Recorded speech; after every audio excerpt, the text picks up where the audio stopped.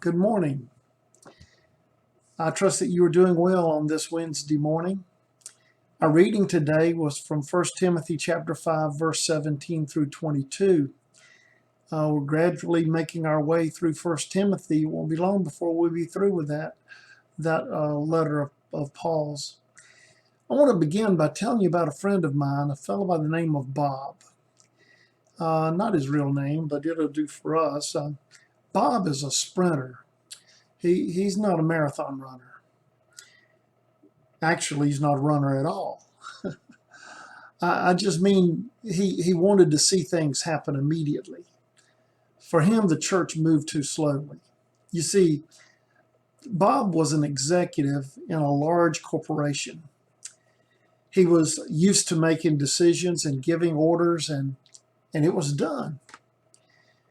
But when it came to the church, he said that making decisions was like watching paint dry. Well, one of Bob's main frustrations was traditional church music.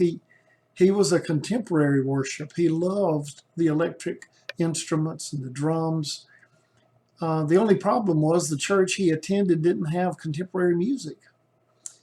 It was strictly traditional organ music, and it was well done, I might add. But he said to me one day, "Preacher, why don't we get rid of that old organ in the church? I've got some men in the company who could haul it away tomorrow. You just give the word, and next Sunday we can have lively music for church with guitars and drums and the whole works."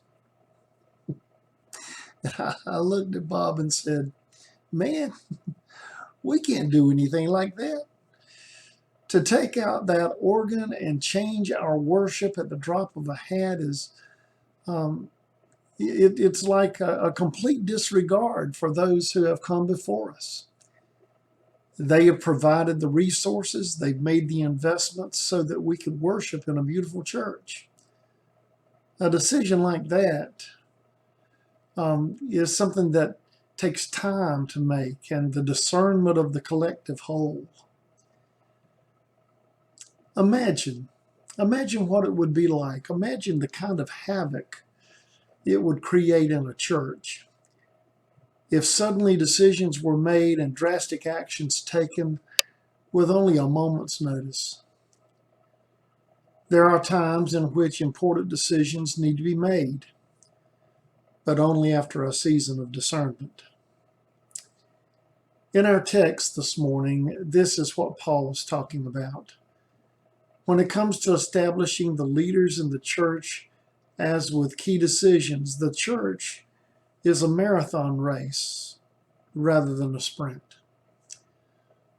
Paul confirms that when it comes to establishing elders in the church, the last verse in today's reading is a good example of what must take place. Paul says, "Do not ordain anyone hastily, and do not participate in the sins of others. Keep yourself pure."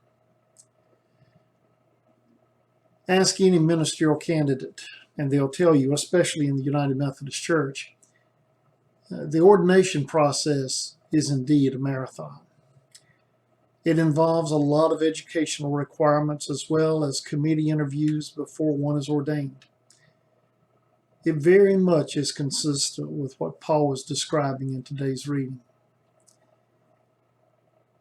The same is true of this present season in which we find ourselves. COVID-19 certainly does seem to be a marathon, doesn't it?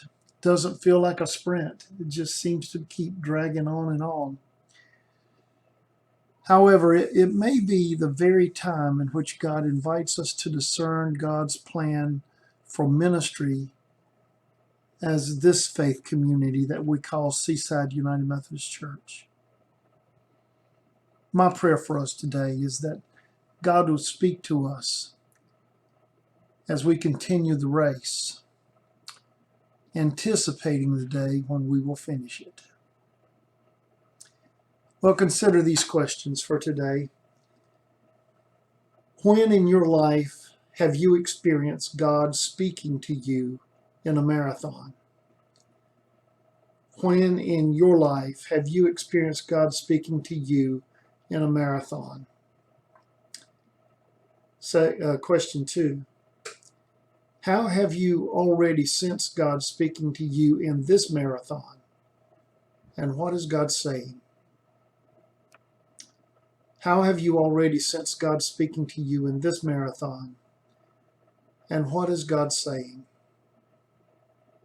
Question 3. What frustrations from watching paint dry do you need to turn over to God?